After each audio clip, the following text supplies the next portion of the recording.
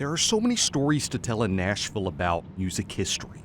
But right now, at the Country Music Hall of Fame and Museum, there's a different story being told by exhibit curators Michael Gray and R.J. Smith. Yeah, it's a love letter to music that we love. Right. A love letter to another city. Give me something that sounds like the 60s.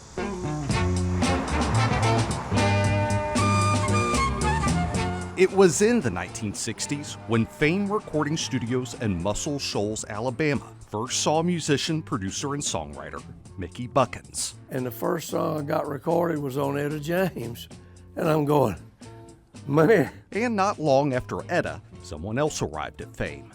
Singer Candy Staton. Long before Beyonce did country, I was doing country years before then. And that was the thing about those early days at Fame. Musicians here could perform anything. We had jazz people, we had R&B people, we had country people. Oh my God, it was like going to church. We could cut any kind of artist. Take Liza Minnelli. We knew we had to cut a great record because this is Liza Minnelli. When Fame began creating hits, it was a time of segregation. Black travelers were still using green books to find safe addresses to stay. Candy was already touring and lived this. Chitlin Circuit. Yeah, it was basically black crowds. Well, I'm going home, I'm going on the morning train. Couldn't go to hotels and we had to sleep under trees.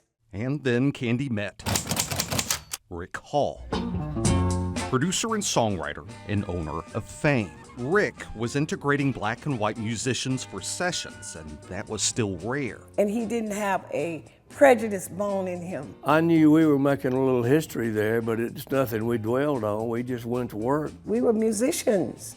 We didn't look at color. And Fame's breakthrough was in the 60s. Big hits by big names. Many of the songs featured the Muscle Shoals rhythm section, the Swampers. We kept trying to get Pickett to record Hey Jude. He said, I can't do no Beatles song. I was just knocked out.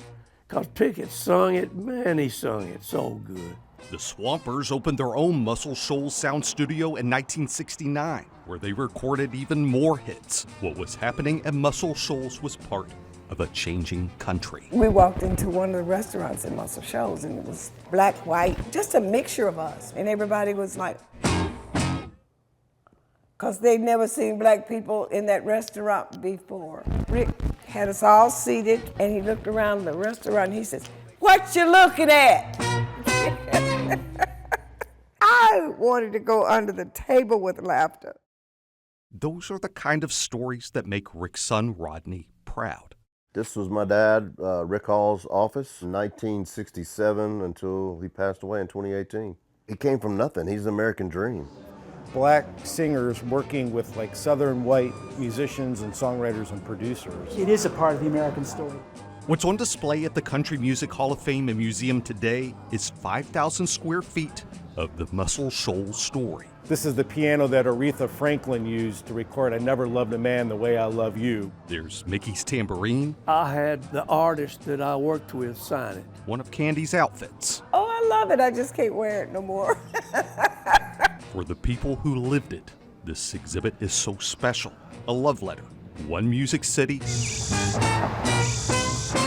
to another. We kept this music alive, even through the hardships and the segregation. It's just like, man, we're all in the same room together again.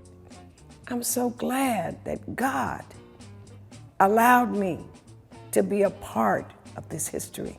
I'm Forrest Sanders, News Channel 5.